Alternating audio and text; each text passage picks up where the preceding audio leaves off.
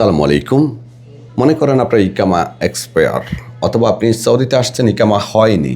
এখন স্বাভাবিকভাবে আপনার মধ্যে একটা ভাবনা চিন্তা আসতেই পারে যে আমার কফিল কি আমাকে কিছু করতে পারবে কিনা, কোনো সমস্যা, এক্সিট, টার্মিনেট অথবা মামলা হামলা।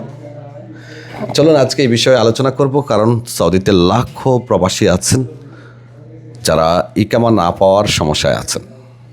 প্রথমেই বলি, ধরুন আপনার ইকামা এক্সপায়ার, মেয়াদ নেই। এক্ষেত্রে আপনার কফিল বলেও আপনাকে এক্সিট দিতে পারবে না, ফাইনাল এক্সিট দেওয়ার অপশনই থাকবে না যেহেতু ইকামা এক্সপায়ার। তবে হ্যাঁ, টার্মিনেট করার অপশন থাকবে। কখন? যদি আপনার কিউআর মধ্যে ওয়ার্ক পারমিট ভ্যালিড থাকে। আমি বেশ কয়েকবার আপনাদেরকে দেখিয়েছি, এই মুহূর্তে ইকামার থেকেও গুরুত্বপূর্ণ হয়ে দাঁড়িয়েছে ওয়ার্ক পারমিটটা। কিউআর মধ্যে হাতের ডান পাশে 3 ডটে ক্লিক করলে ওয়ার্ক পারমিট কোথায় আছে দেখবেন। সেটা যদি ভ্যালিড থাকে তাহলে কফিলের পক্ষে আপনাকে টার্মিনেট করা সম্ভব। তবে অবশ্য এক্ষেত্রে চুক্তির মেয়াদটাও বাধ্যতামূলক রয়েছে। তাহলে উত্তর পেয়ে গেছেন যে ইকামার মেয়াদ না থাকলে কফিল কোনোভাবে এক্সিট দিতে পারবে না, এই জায়গাতে আপনি সেফ। তবে কফিল আপনাকে টার্মিনেট করতে পারবে যদি আপনার ওয়ার্ক পারমিট মেয়াদ থাকে। এখন একটা প্রশ্ন স্বাভাবিকভাবে অনেকেই করবেন, 3 বছর, 4 বছর, 5 বছর, 6 বছর এক্সপায়ার, তাহলে কি সম্ভব? এক্ষেত্রে মেবি সম্ভব নয়। কেননা 4 বছর, 5 বছর, 6 বছর ইকামা এক্সপায়ার লোকদের ওয়ার্ক পারমিট কখনোই ভ্যালিড থাকে না, কখনোই থাকে না। আর এই ধরনের লোকদেরকে কপিল চাইলে তার মুআসাসা থেকে খুব সহজে বেরও করতে পারে না। কারণ বর্তমান নিয়মে, নতুন নিয়মে, একজন কর্মীর ইকামা এক্সপায়ার হলে বাকি কর্মীদের ইকামা করা যাবে না যতক্ষণ পর্যন্ত না তার ইকামা করবে। তো যদি আপনার কফিল কিছু করতে চায় তাহলে আগে আপনার ইকামা করতে হবে।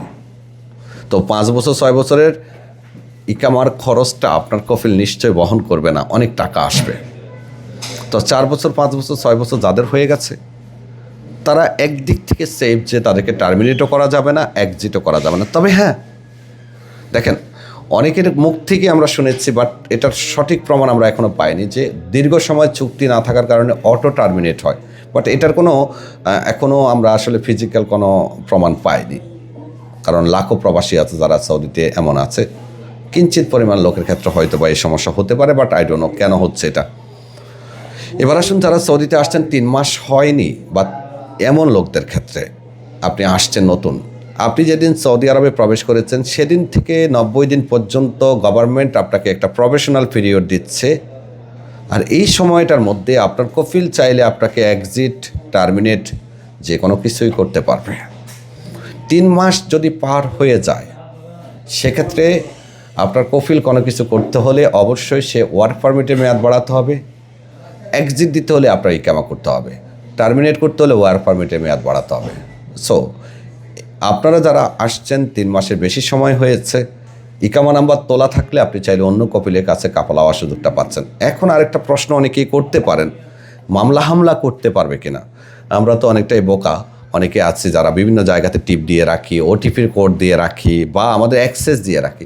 আপনি এমন কোনো কিছু যদি আপনার কপিলকে বা কোম্পানিকে দিয়ে রাখেন, তার হাতে অপশন থাকলে সে আপনার নামে মামলা করতে পারবে, কেন নয়। আমিও চাইলে, আপনি ধরুন আমি আপনার কাছ থেকে নাফাতের কোড নিয়ে নাফিতের মাধ্যমে একটা বন্ড করলাম, এক্ষেত্রে আমি আপনার বিরুদ্ধে মামলা দিতে আমার কোনো সমস্যা হবে না, চাইলে আমি আপনাকে মামলা দিতে পারবো। সো এটা অন্য বিষয়।